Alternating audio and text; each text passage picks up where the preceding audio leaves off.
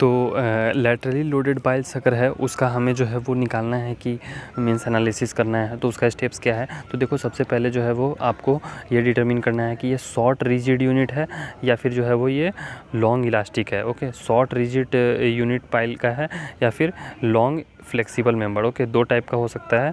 ये यहाँ पे आपको देख लो, आप IAS कोड को खोलोगे तो यहाँ पे भी आपको मिल जाएगा 2911 पार्ट 1 2 3 4 में से कोई भी। ओके, उसका जो एनेक्सर है उसमें देख लेना। ओके, तो पहले आपको वो डिसाइड करना होगा।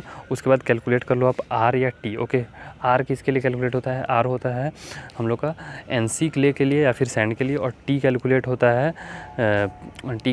है OC क्ले के लिए। ओके, उसके बाद जो है वो आपको क्या करना है कि अपने स्टिफनेस फैक्टर, इसको R और T को हम लोग स्टिफनेस फैक्टर कहते हैं। उसके बाद आपको length of the embedment pile जो कि है वो पता होना चाहिए कि कितना लेंथ का पाइल हम लोग दे रहे हैं। उसके बाद जो है वो डेप्थ ऑफ फिक्सिटी हम लोग निकालते हैं। ओके, डेप्थ ऑफ फिक्सिटी निकालते हैं और उसके बेसिस पे आगे हम लोग बेंडिंग मोमेंट ये सभी निकालेंगे। अब देखो यहाँ पे जो है वो टारगेट है हमारा निकालना फाइंडिंग बेंडिंग मोमेंट। तो पहले जो हम लोग K1 निकालेंगे। K1 वहाँ पे आप देखोगे तो एक टेबल दिया रहेगा, वो डिफरेंट टाइप ऑफ सॉइल्स के करस्पॉन्डिंग वो वैल्यू आपको एग्जाम में दे दिया रहेगा।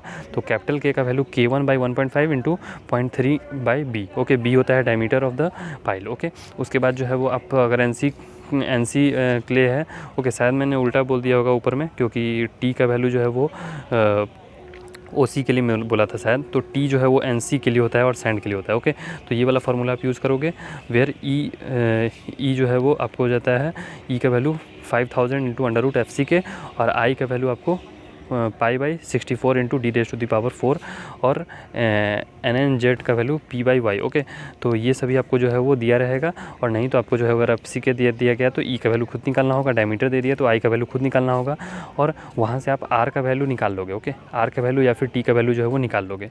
अब उसके बाद देखो तो डेप्थ ऑफ फिक्सिटी जो है वो आपको एक फिगर दिया रहेगा जो कि IAS 2911 में, तो वहाँ से आपको जो है वो DF/R का रेशियो जो है वो वहाँ से निकालना है।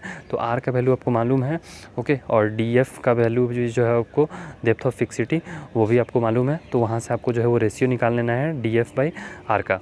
अब फिर जो है वो फ्री हेड और फिक्स्ड हेड क्या होता है, फॉर सपोज़ कि जो है वो pile group. Okay, pile cap में अगर 3 से ज़्यादा पाइल है, ओके 3 से ज़्यादा पाइल है तो वो हो जाएगा फिक्स्ड हेड। ओके, फिक्स्ड मतलब ग्रेटर देन 3 और फ्री मतलब लेस देन 3। तो अगर पाइल कैप में आपका जो है वो 3 से ज़्यादा पाइल है तो वो हो जाएगा फिक्स्ड हेड, और अगर 3 से कम पाइल है तो हो जाएगा फ्री हेड। ओके, उसके बाद जो है वो देखो, अगर एक सिंपली सपोर्टेड बीम है तो उसका डिफ्लेक्शन क्या होता है, सिंपली सपोर्टेड बीम का कैंटिलीवर का PL³/3EI। तो पाइल भी आपका क्या है, पाइल भी एक तरह से कैंटिलीवर एक्ट करेगा। अगर जो है वो आप सपोज करो कि नीचे में जैसे ये फिक्स्ड है पाइल, ओके नीचे में पाइल फिक्स्ड है और ऊपर में जो है वो फ्री है, तो ये अगर आप ऐसे लोड लगाओगे लेटरली तो क्या होगा, डिफ्लेक्शन कुछ ऐसे होगा। ओके, डिफ्लेक्शन कुछ ऐसे होगा।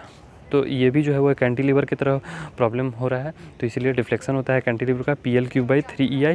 तो सिमिलरली जो है वो जस्ट यहाँ पे आप देखो H जो होता है वो लोड अप्लाइड, और E + DF जो है वो एक तरह से L है, ये वाला जो टर्म है DF + E + DF और इसका होल क्यूब /3EI। और ये फिक्स्ड हेड के लिए जो है वो फिक्स्ड हेड के लिए आपको जो है वो यूज करना है H × E + DF³/12EI × 10⁻3। तो ऐसे ही जो है वो analysis of loaded laterally loaded piles का आपको करना है, और स्टेप से आप याद कर लो या फिर फार्मूला ये सभी याद कर लो। अगर न्यूमेरिकल है तो ऐसे आप सॉल्व कर लेना।